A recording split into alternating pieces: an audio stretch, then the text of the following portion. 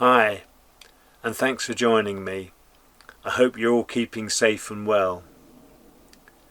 This weekend, from the 4th of July, there's going to be quite an easing of restrictions in England, which is going to enable certain types of businesses to reopen, obviously subject to restrictions. Social distancing and so forth has to be maintained to certain levels, but there's going to be a great easing up coming, which is going to benefit everyone. So I'm looking forward to that. I'm not going to go into a lot of details because if I say the wrong thing I'll get in trouble, but things are looking promising for certain sectors of the business community, and people are going to be able to engage more so with each other than they have been, as I say, subject to restrictions. What I'm going to talk to you about in a moment is the engine service, all the lovely comments I've had on that and also the fact that I've been out on a cruise and I've also done another trip.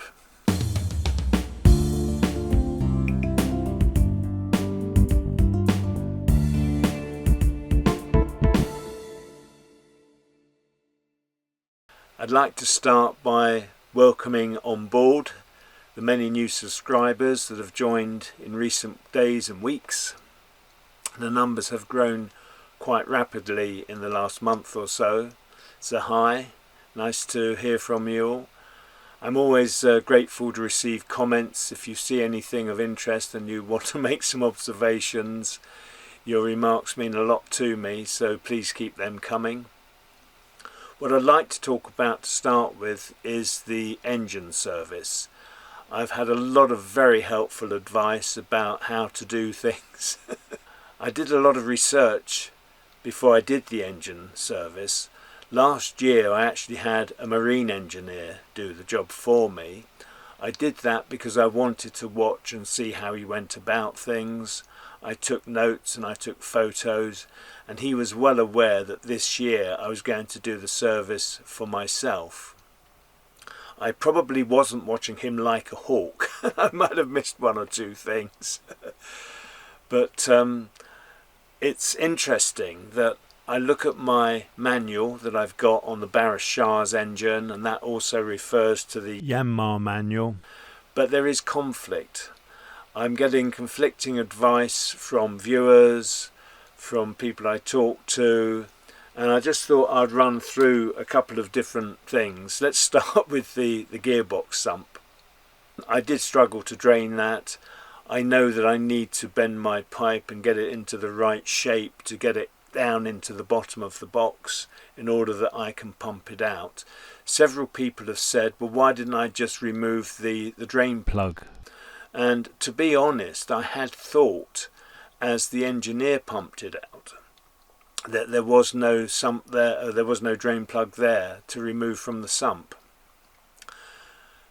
As he did it that way, I intended to do it that way, and that's what I tried. I know it didn't work, and I will revisit that at some stage. There is a sump plug underneath. It's in a very awkward place. I think it would be easier to remove it than refit it. I have had a bad experience with a sump plug coming out. Going back 30 years or so, I hired a car. I'd hired it because my car was having some repairs done in a garage. And the hired car, the sump plug fell out. I noticed it straight away and pulled over and saved the engine from being wrecked. But it does always worry me when you start messing around with sump plugs as to whether you tighten them up properly. So I have that sort of fear in the back of my mind, and that's probably why I didn't look too closely. But the fact there is a sump plug there, it would be very, very difficult for me to reach it. I've been having a bit of a back problem recently. Suddenly I'm in a lot of pain and suddenly it eases up again. I would never have been able to do it that way. So I've got no doubts that my approach to try and suck out the oil was the right one. And I've been given quite a lot of advice on different ways of doing that, so thank you very much. I've made some notes today because I do tend to forget things. With regards to checking the oil and how the oil appeared on the dipstick, I did revisit that. I didn't film it. I have topped the oil up, and the oil is now at the level just marginally a millimetre or two below the maximum mark. I did say the sump holds 5.5 litres. I have now put in a little bit less than 4.5 litres. So what the guidance is on the book and the reality and filling it up to the dipstick mark seems to be two very different things. Some viewers have thought that servicing the engine myself is a way of saving money, and that's not what it's all about.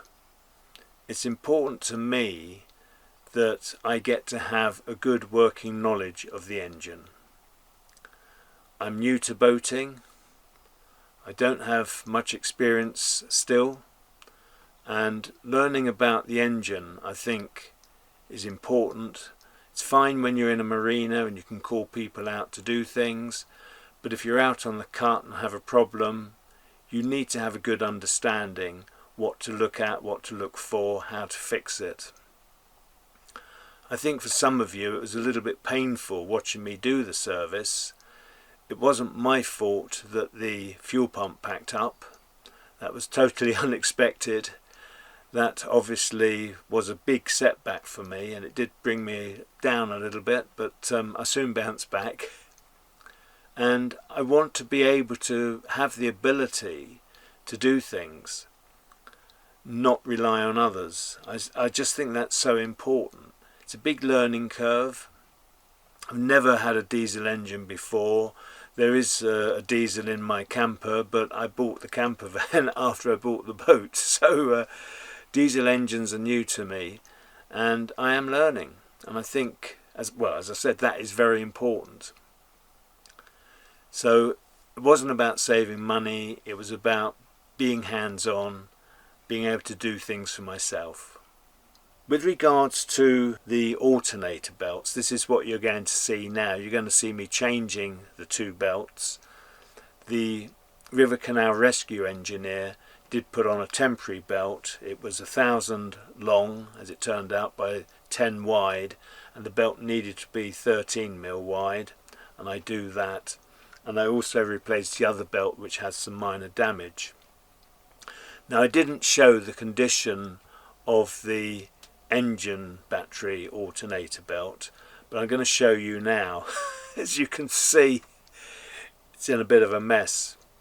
I think I was rather embarrassed. I should have spotted that, but from where I look down onto the belts, that sort of damage is difficult to see. And again, I think from previous experience, from a belt having failed, I was expecting to see something totally different. I used to have an MG sports car, and that belt on the alternator belt on that failed, and what had actually happened, it shredded. And I think when I've been looking down at the alternator belts in the engine bay, I've been looking to see some fraying or some other damage. And the damage that was on that particular belt, with it cracking the way it did, the rim of the belt was in sound order, so when you looked down on it you didn't see anything. And I think when it was actually on the pulleys, it just wasn't so noticeable to me. And obviously the engineer spotted it. It was the first thing he checked. So I'm owning up to that one. I will be more careful in future. The other thing that's happened since I've done the engine service, or two other things.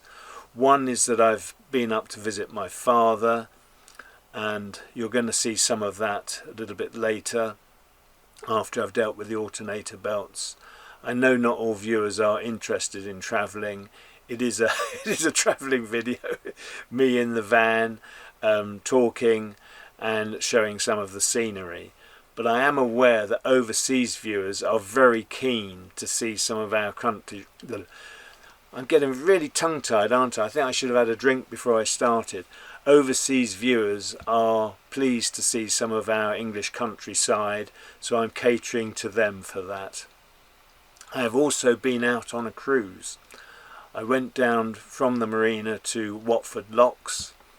There is or has been a problem at the locks. As I'm speaking, it is being resolved, but I did go down to visit the locks, had a lovely cruise. It was a beautiful day. The next video I publish will be a cruising one, and I'm sure many of you will be pleased to see that. They're few and far between at the moment, the cruising videos. Beautiful day. I go through Crick Tunnel. It was just glorious. I really loved it. And I don't want to say too much about that, but I do walk down to the actual locks themselves and look around at the lock which had the problem. One of the gates, due to lack of maintenance, the top hinge where the gate fits is at the top, it had broken away. So that gate was taken away to a depot to be repaired. By the time that particular video is published, it will have been repaired, because the job is in motion at the moment. In the next day or two from when I'm speaking now, the job will be finished. And they also have a volunteering stint coming up. So enough about that. Let's crack on and show you replacing the alternator belts. I'm about to tackle the replacement of the two alternator belts, one for the engine battery and one for the leisure batteries. You will recall that I had an RCR, that's River and Canal Rescue engineer, here to look at the boat when I couldn't start it, and it was found that one of the alternator belts was in a very bad condition. The other one only had minor wear, and whilst I had replacement belts, neither of them fitted, mainly I think because the larger alternator had been changed for an even larger one. I now have the two replacement belts, which are both of the same size, 975 by 13. The engineer did suggest that I cut off the belt that deals with the leisure batteries. He thinks that will make the job easier for me. The reason is that when he tried to do the adjustments, he couldn't just slacken off the nuts at the bottom that support it and then use the slider bar. He had to actually disconnect it, and I think by cutting off the belt rather than trying to remove it should make the job easier for me and give me better access into the inner belt, which is on the smaller alternator. So let's see how I get on. I need to be wary of this sharp point when I'm working on the alternators. It is actually the corner of the gas locker. I certainly wouldn't want to be banging my head on it. It looks rather vicious. Here you can see the two alternators. I'm slackening off the smaller alternator, and then I use a wrecking bar to lever it gently forwards. Let's got that one loose, ready to take off. That's a start. I need to cut off the other one though. I'm making a little bit of an impression on it. Trouble is, the knife I'm using has got one of those blades that slides out, so I'm having to hold on to that part. Just about to come now. Hey! Success! Wonderful! Here it is. Well, that's a start. Excellent. The other belt should slide off now. Come on. Yep. That's got it. Actually, this is a 1000 belt that he put on. I'm putting on a 975. This is the new belt. It's a 975 by 13. Let's see how the two compare, shall we? The 1000 belt, I suppose it's an inch longer, but it looks a lot longer.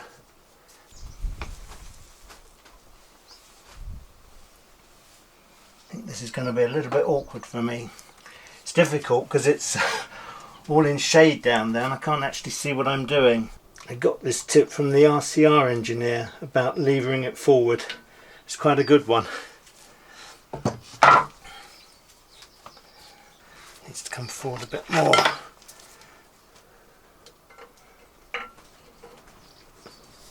It wants to go on. It's just being a little bit awkward. I actually think it would have been better to have got a 1000 belt for here. That's a nuisance, isn't it? Let's see if I can lever it on with a screwdriver. Well, I've got the belt on. I'm now tightening it up. Let's see if I can fit this belt in the same way I did the other one, using the screwdriver to lever it on. I think I need 3 hands. I think that's the answer. Oh, that was easy. It's on. Oh, how pleasing is that? Just need to get it tightened up now. That's very loose, that's no good. Just need to slacken it off again. Oops. Let's see the camera fall from a different angle.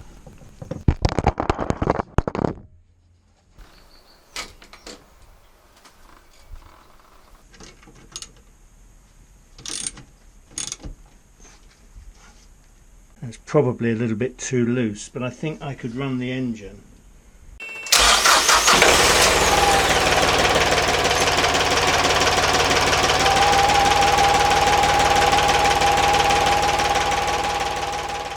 I don't know if you noticed, but when I ran the engine, there was a sort of whining noise. I could detect it. I'm not sure whether the camera would have picked up on it. So I stopped running the engine, and I found that the second belt that I fitted wasn't actually on the large pulley. So when I connected it to the smaller pulley, it had actually slipped off without me realising it. But I've got it back on now. So I'm going to start the engine again. Well, that's sounding a lot better now. I'll let it run for 5 minutes, then I'll do my final adjustments. What a lad I am, eh? But it's had its 5 minutes now, so I'm going to switch it off and do my final checks.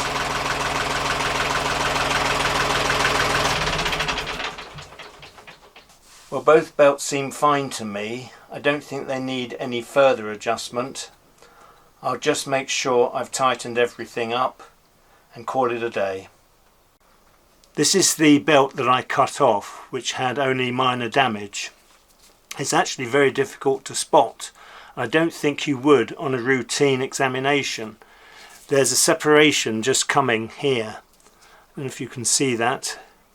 But from here to here, the actual tooth part of the belt is separating from the sort of outer part of the belt. And the rest of it is fine.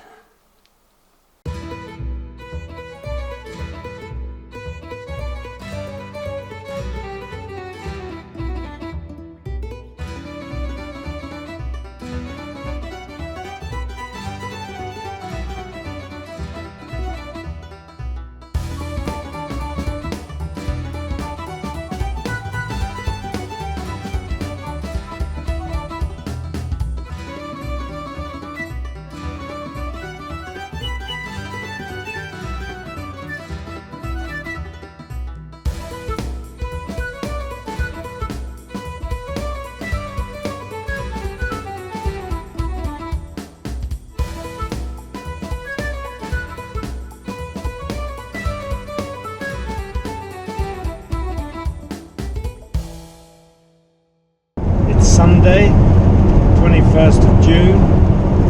It's a lovely day. Here in the UK it is Father's Day, and I'm on a trip to go and see my father. I haven't seen him since he was in hospital earlier in the year, over the New Year period. It's my first proper trip out of the marina since lockdown, and I'm able to do that under the social bubble rules. My father lives with my brother and his partner, and we've decided that today would be a good day for me to go and visit. I'll be stopping over a couple of nights, and I'm really looking forward to it. I do keep in touch with my dad virtually every day by FaceTime, but it's not the same as going to see him in person. He is 96, so good age, and he's in very good spirits, good health generally. So I'm really looking forward to meeting up again. I'm not sure that I said where I'm heading. I'm actually going to North Norfolk, somewhere near Holt, H-O-L-T. The journey will take about 2.5 hours. As I said earlier, it is a lovely day to make the journey. I'm about 45 minutes from my destination, so not too long now. It's been a nice drive actually, very nice drive. It's good to get out of the marina, because most of my trips recently have just been for shopping, out once a week. So it is nice to get out on a proper journey. Very nice.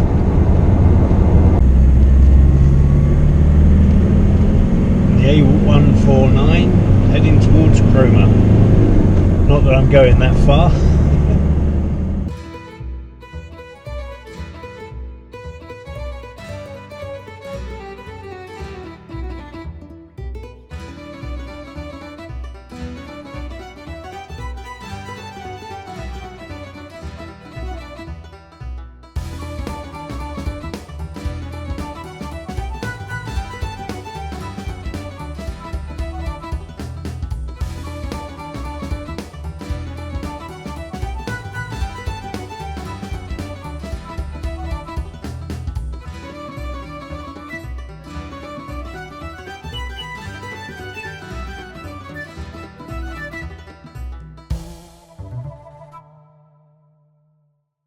Not far to go now. I'm just driving through Little Snoring. Yes, you heard that right. Little Snoring. And there is an airfield here. I've never been to look at it. Must be a very small one. I'm about 10 minutes away now from my destination. Be good to get there and have a cup of tea, I think. I don't think there'll be any cheese-topped rolls though. That would be most unlikely. Oh well, I'll manage with something else. Quite pleasant through here. The trees are encompassing the road. Quite nice. I'm about to turn off the road I'm on onto a stretch of road which once formed part of the railway. Here we go.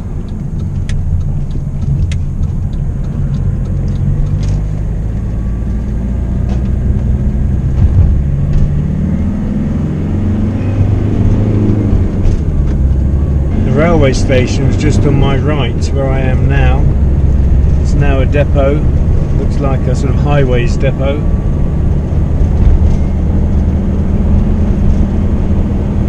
So I'm getting very close indeed now. Just a few minutes and I'll be there. Well, I'm very nearly at my destination. I'll soon be turning into the driveway. So I'll say bye for now. Catch up with you later. Well, for those of you that have stayed to the end, many thanks for watching.